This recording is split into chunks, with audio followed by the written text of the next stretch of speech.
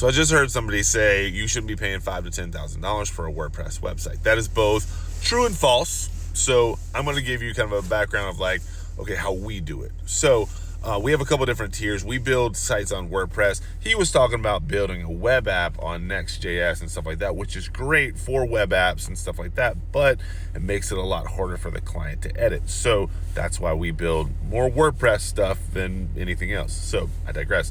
But we have a couple different tiers of pricing. So we have the very bottom tier, we kind of have a mid tier, and then we have a top tier. So the pricing really depends on what you need. So if I am helping you put together a template, our very bare bones bottom is $2.99, and then hosting for $29 a month. That basically gets you all the grunt work. We put a theme template onto WordPress, and then you can go and edit it yourself because some people are more savvy with WordPress. We give that option. So $2.99 gets you out the door, your first month hosting included. It is what it is.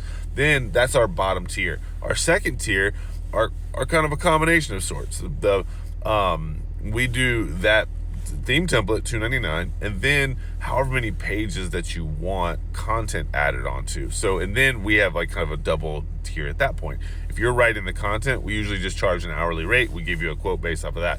If we are coming up with the content, then it's usually $150 a page. Just we're having to do all the content, we're having to interview you, all the things. It is what it is. So really your price depends on that side of things. So if you have an About Us page, 2 service pages, and a Contact Us, we usually don't charge for the Contact Us because that's just business information anyways. But if you have like 3 or 4 pages, that's going to run you an extra $600 if we're having to create the content. But if we're having to just take your content and add it into places, then it might be an extra $200. I don't know.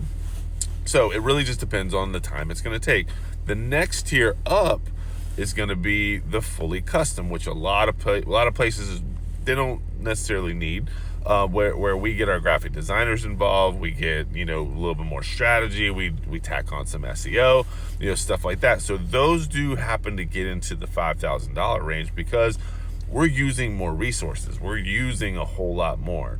Now, Next.js and React and stuff like that, those are great for web applications. And if you are doing a web application that is an app and stuff like that, yes, 100%. But if it's your run-of-the-mill website, WordPress is going to be the best for the client because clients don't necessarily want to have to call us to make wording changes and stuff like that. We leave that open to people. So when you are needing a website, think about those. If somebody just out the box says it shouldn't be more than $700, well, it depends on how many pages you want, honestly. Because if you're putting in the work, cool, go ahead and do it. If we're putting in the work, we got to cover that time. So that's kind of my take on it. Take it for what it's worth.